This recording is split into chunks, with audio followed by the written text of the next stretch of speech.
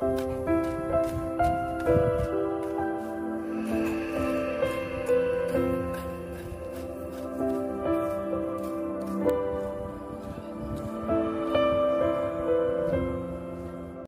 xài cái một đất chứ nè cô要mua làm đâu sao cô hay đó cái chứ nó một cái thắt tôi thả của chúng có mì là cô chỉ phúc của chúng có mì thả cơ nó cái này cái trên này tụi tôi nhớ xe cô chỉ phúc có mì thả cơ rồi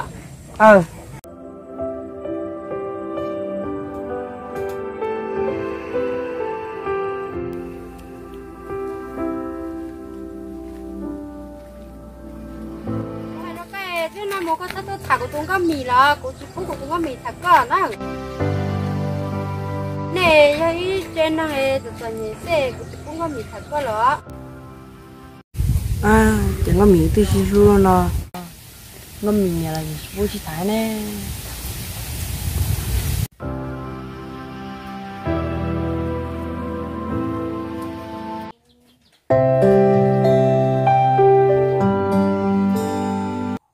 tôi nhìn lo tôi rồi á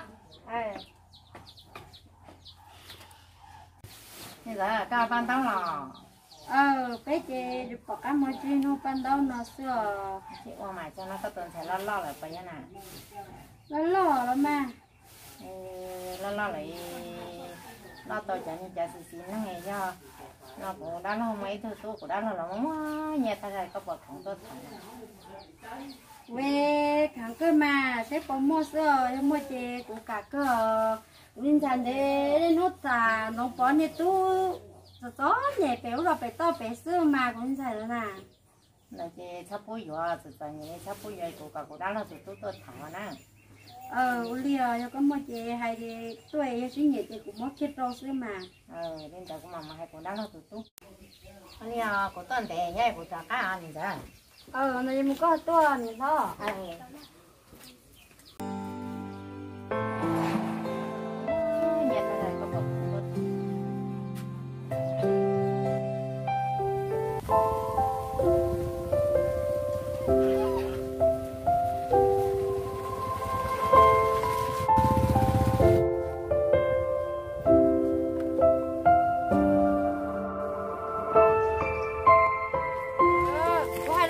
chứ nó một cái thắt tôi thả của chúng có mì là cô chỉ phúc của chúng có mì thả cơ từ sáng thì tôi chơi trong cái mì mua xí cho họ cho nó chẳng có mì này trái nữa luôn cái này luôn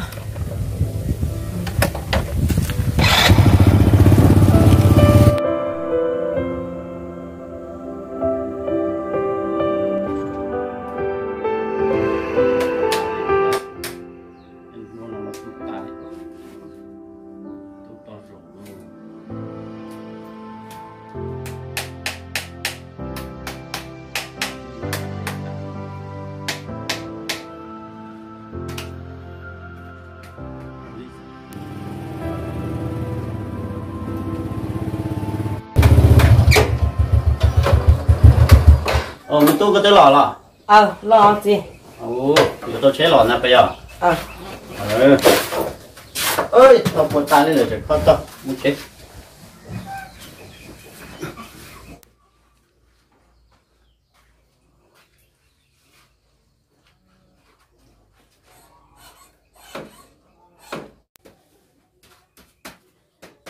gì mà nó aiอยู่chỉ cóอยู่còn nó vào nó có sao là mình tu nó chỉ nó mà nó được cũng thế nào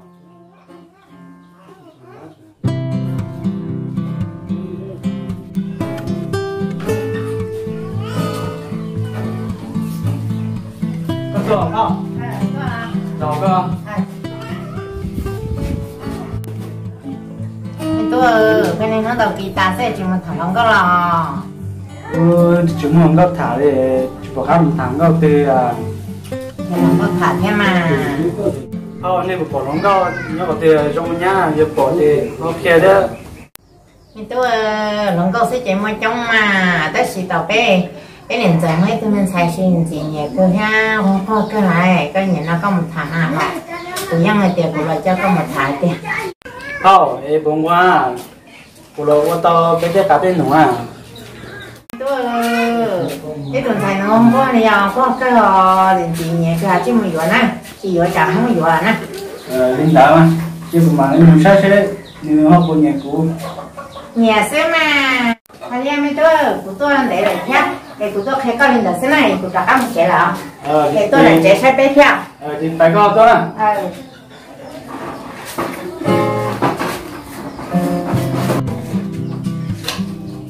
họ hành đấy sai sẽ của gì nhỉ ra của trong cái lối nhà sẽ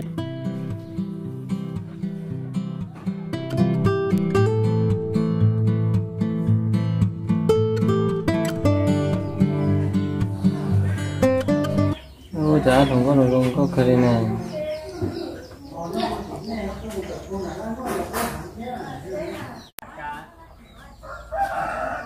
또 엄마. tôi quá chứ à nó có tông ha. cho có tông em thắng ra vậy thằng có hạt ya. lúc đi phao tôi hay là cụ thể phao nó mò dùng xài giống câu một xe vậy một tìm mua ha. vậy vậy lòng con chúng tôi vậy chị sống lên, thằng nói cái sao?原来个几百了，就那呗。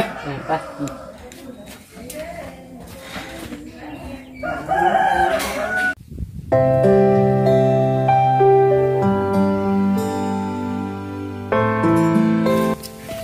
好，路接着就路边那行不行啊？就路边那啊。我忙啥不呀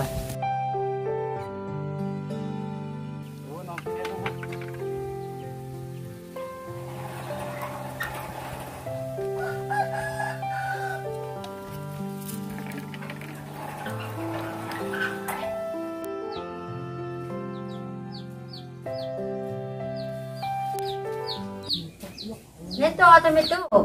tôi. Hảo, cái tụi mình thấy nó mì với nhau à? Nó cơ. Mình thấy có mì, tôi nói này gạo to to cho mấy chú nó rõ.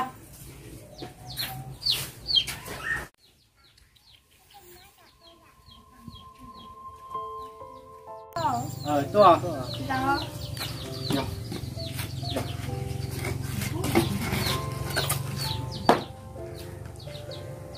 Ở bên đồ đấy tôi khỏi tới qua. nhớ nằm trong nát tôi ha. Sao mà nếu luôn bèo đi chào. Ủa, cũng bèo đi khen ha. Một tụi ba nó bèo đi tôi à? Là trong cả mà.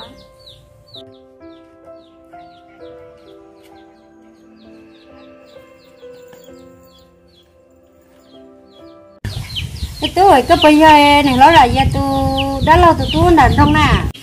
Vô cái phao. Đi cho nó phao giả gì chứ có.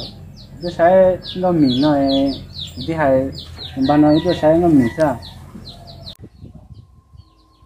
của đó là nó nhà ta này có bậcของtôi mấy tuổi cái chứ tôi sáng sáng này bỏ xí nhỏ này xí nhỏ là bé chợ lo bỏ trong cơ. Vô liều. Tôi mấy tuổi giờ đây chơi nếu mà nó cái mì nhỏ. Vô liều đó.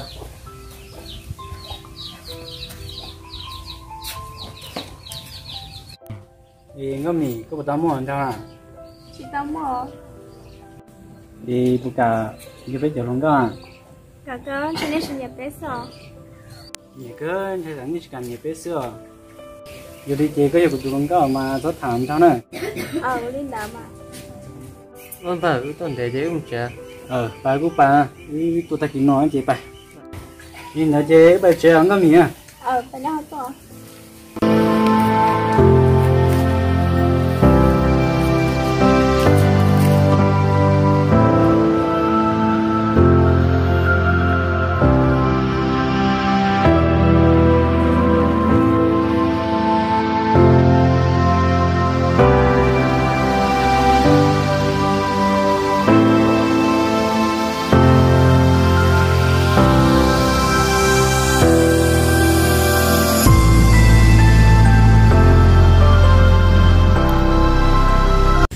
Bà tụi long đó kia rồi. Cũng không có theo là anh thấy có bao nhiêu ha? Nhiều. Nhìn thấy một cái sẽ có hết. Một chim cũng tập lắm một thế bay.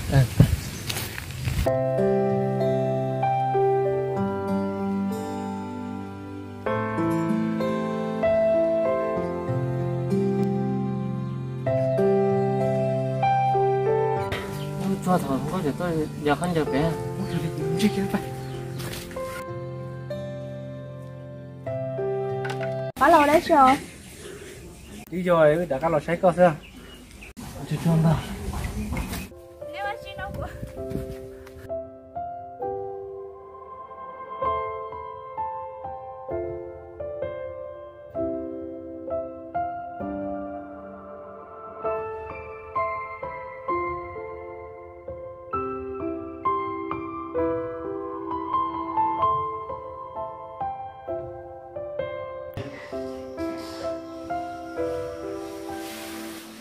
Số chỉ vì tao có ý lúc tao có thôi mà số chỉ vì tao có ý lúc tao xem nào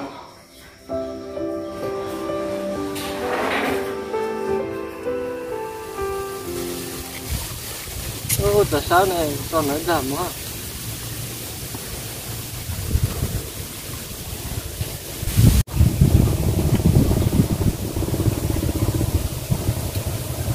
mày tao hát chứ đó à chị làm bao tôi mở chưa cũng tôm phải không câu sao không chạy con thế nào à cũng thôi lấy cái vấn đề lại cũng sát thầu của lo sao nó sao chúng ta có tôi mở chưa quê tôi thằng không câu bể lúc sập bể ha tôi hồi ta tôi không bể không có miệng nè tôi không có miếng này cái nhỏ hỏi chi đâu mà phê nó nè hả tao hay chứ nó có miếng cái nhỏ hỏi chi đâu mà phê của nhỏ hỏi là sao nó ha giờ là đang làm bao thế hả